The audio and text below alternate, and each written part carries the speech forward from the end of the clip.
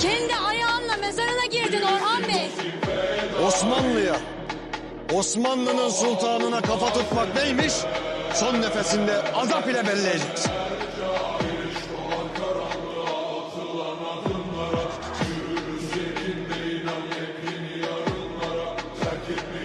Sen var git prensesine söyle. Gelip daftarımın ucunu öperse belki onu affeder. Sancağımıza nakşettiğimiz bu hilal gökte olduğu müddetçe haça meydan vermeyeceğiz.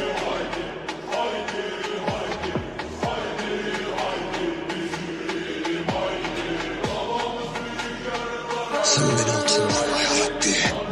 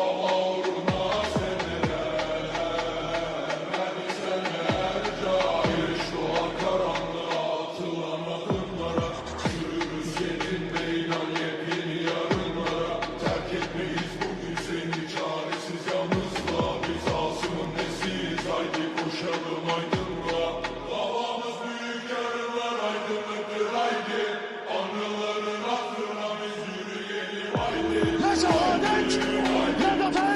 Ya şehadet! Ya zafer! Ya şehadet! Ya zafer! Ya şehadet! Ya zafer! Allahu Ekber!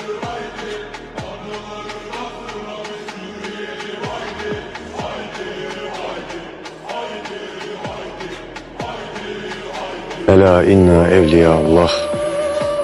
La havfun aleyhim ve la hum yahsenun. Sultanıyız! Ele inne evliya Allahi la havfun aleyhim ve la hum yahzenun. Bu damla Deşti Kıpçak damlasıdır. Altın Ordu Devleti'nin içindeki Müslüman Türklerin nişanesidir.